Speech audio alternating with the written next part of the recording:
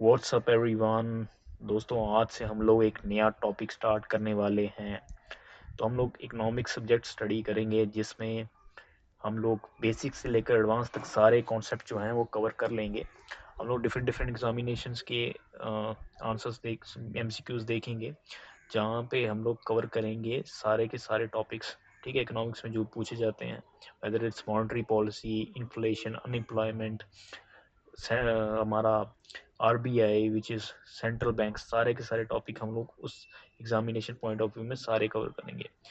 तो हम लोग पहले देखेंगे इकोनॉमिक्स की डेफिनेशन क्या होती है। दोस्तों, इकोनॉमिक्स की डेफिनेशन होती है स्कार्सिटी की स्टडी, यानी कि स्टडी ऑफ स्कार्सिटी। किसको स्कार्सिटी का मतलब होता है लिमिटेड रिसोर्स। तो स्कार्सिटी की स्टडी को ही हम लोग क्या बोलते हैं, इकोनॉमिक्स। ठीक है, तो स्कार्सिटी, स्टडी ऑफ स्कार्सिटी क्या होता है, इकोनॉमिक्स। ठीक है, तो स्कार्सिटी किसकी, ठीक है, यानी कि लिमिटेड रिसोर्सेज किसकी, whether it's for a person और a firm or an government organisation. ठीक है, तो अब देखते हैं टाइप्स ऑफ इकोनॉमिक्स क्या होती है। इकोनॉमिक्स कितने टाइप्स की होती है, तो इकोनॉमिक्स टू टाइप्स की होती है। ठीक है, which is one is major and another one is the minor.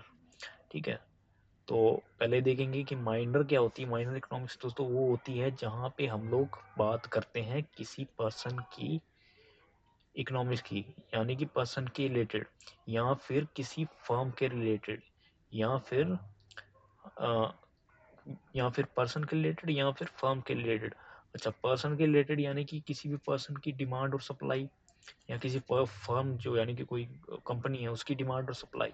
अगर हम इन चीज़ों में बात करें तो वो क्या होती है, माइनर इकोनॉमिक्स में कैटेगराइज होती है।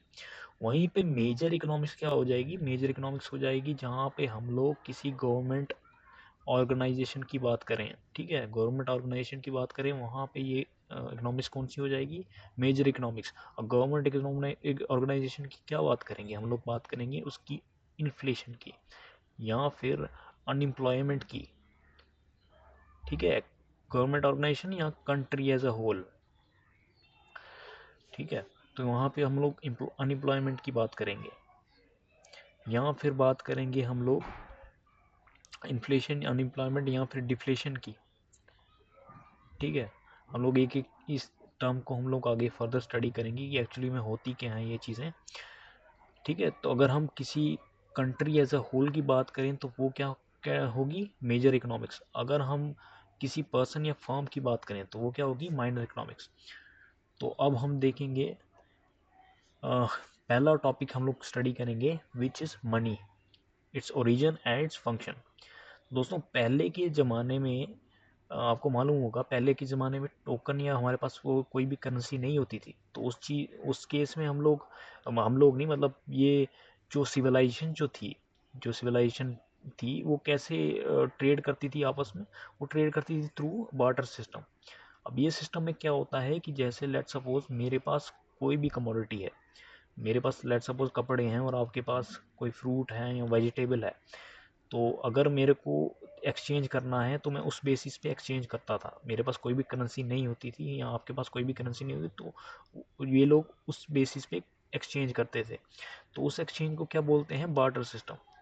अब आपको मालूम होगा कि सबसे एंशियंट सिविलाइजेशन कौन सी थी, तो वो हरप्पन सिविलाइजेशन थी, नहीं, वो थी मेसोपोटामियन सिविलाइजेशन। तो मेसोपोटामियन सिविलाइजेशन सबसे एंशियंट सिविलाइजेशन थी। तो सबसे पहले यूज़ कहाँ हुआ होगा, ये उसी ट्राइब में हुआ होगा।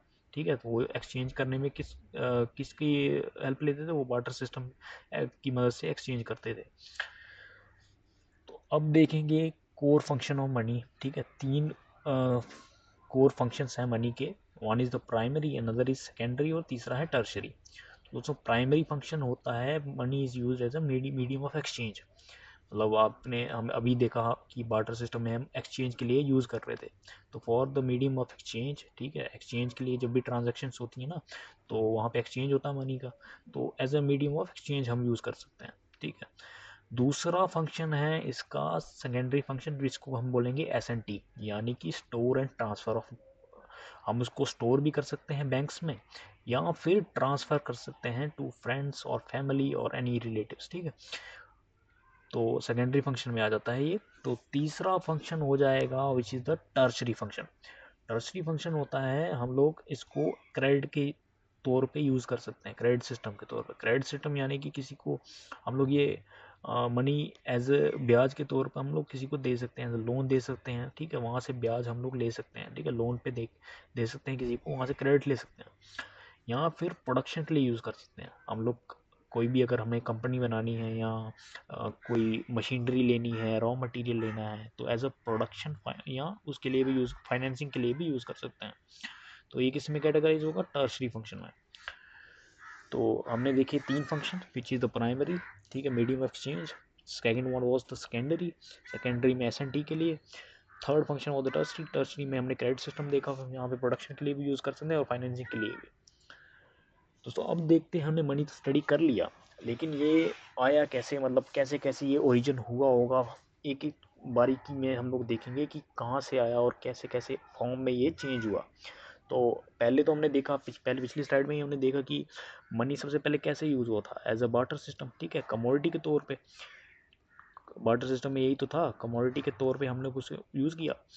तो यानी कि हमने अपने जो फिजिकल गुड्स जो थे, फिजिकल गुड्स को आपस में एक्सचेंज किया उसकी इंट्रेंसिक वैल्यू के तौर पे।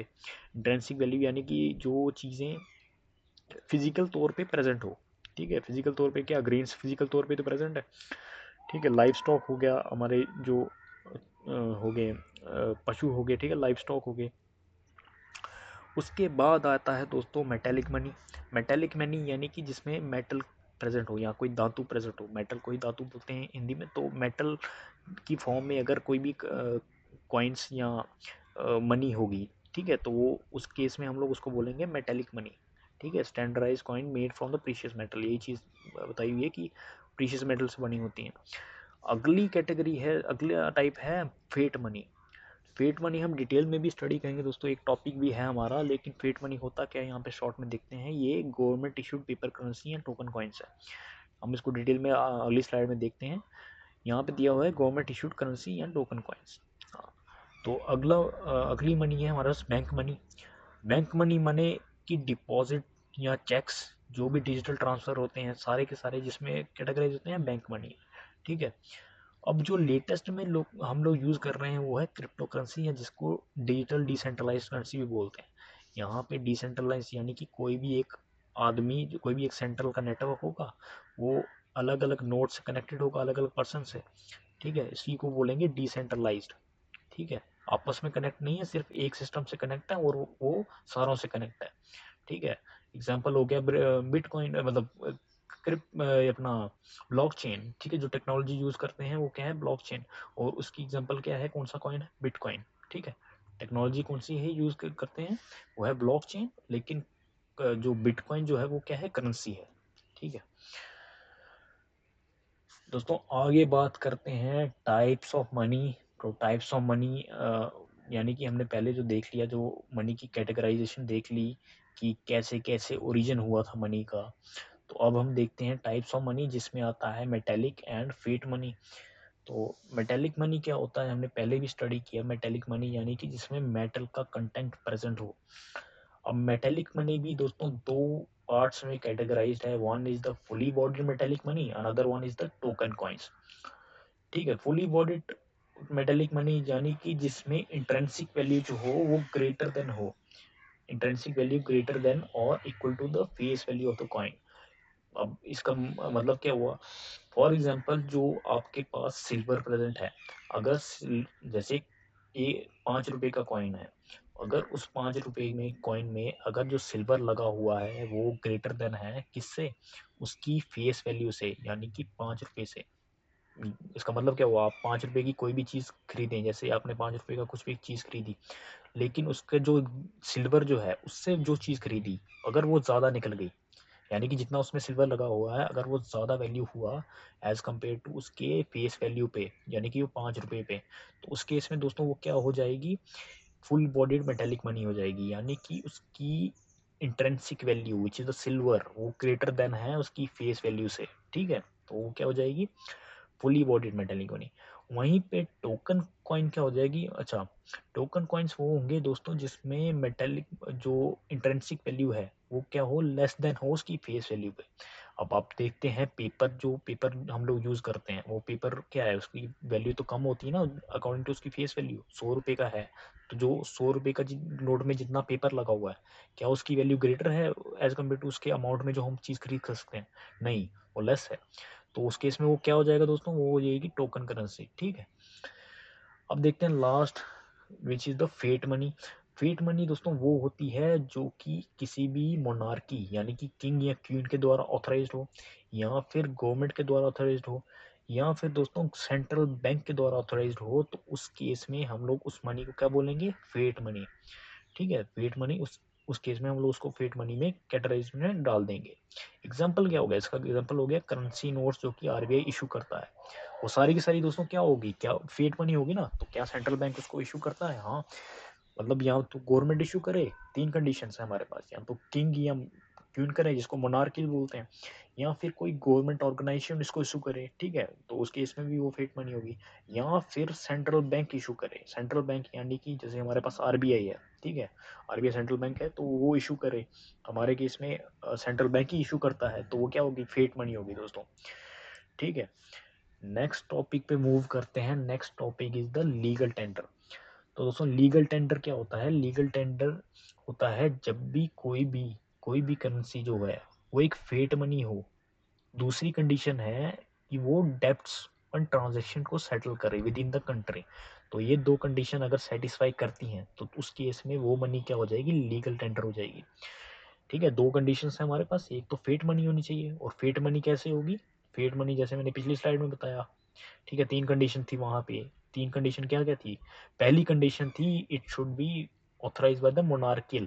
ठीक है, दूसरी थी बाय द गवर्नमेंट, एंड तीसरी थी बाय द सेंट्रल बैंक। ठीक है, तो उस केस में वो फेट मनी हो जाएगी। लेकिन अगर लीगल टेंडर बनना है तो उसको फेट मनी भी होना पड़ेगा, और साथ ही साथ दोस्तों उसको डेब्ट्स एंड ट्रांजैक्शन भी सेटल करने पड़ेंगे। डेब्ट्स यानी कि कोई भी कर्जा सेटल कर सके विद इन द कंट्री। ठीक है, अब ये दो पार्ट्स में है लीगल टेंडर, एक तो लिमिटेड, दूसरा है अनलिमिटेड। तो लिमिटेड यानी कि दोस्तों जो रेसिपेंट है, यानी कि जो बंदा जो ले रहा है वो रिफ्यूज कर सके, भाई साहब मैं इतने भी इसके बियॉन्ड नहीं ले सकता, तो उस केस में दोस्तों क्या हो जाएगी, लिमिटेड टेंडर हो जाएगा। वहीं पे अनलिमिटेड टेंडर क्या हो जाएगा कि इसमें कोई भी बाधाएं या कोई भी रिस्ट्रिक्शन ना हो पेमेंट के द्वारा। ठीक है, तो उस केस में वो क्या हो जाएगी, अनलिमिटेड हो जाएगी। लिमिटेड में दोस्तों ये क्वाइनेज एक्ट 2011 के अंदर जितने भी कॉइन्स होंगे वो लिमिटेड टेंडर के अंदर आ जाएंगे। वहीं पे अनलिमिटेड की एग्जांपल हो गई आरबीआई एक्ट 1934 के अकॉर्डिंग, जो भी थे बैंक नोट्स जो थे वो सारे के सारे आ जाएंगे अनलिमिटेड में। ठीक है, आप उसको अच्छे से नोट्स में देख सकते हैं। तो आज की इस लिए टॉपिक में हम इतना स्टडी करेंगे, नेक्स्ट टॉपिक में हम फिर फर्दर कंटिन्यू करेंगे। Till then, good bye and revise.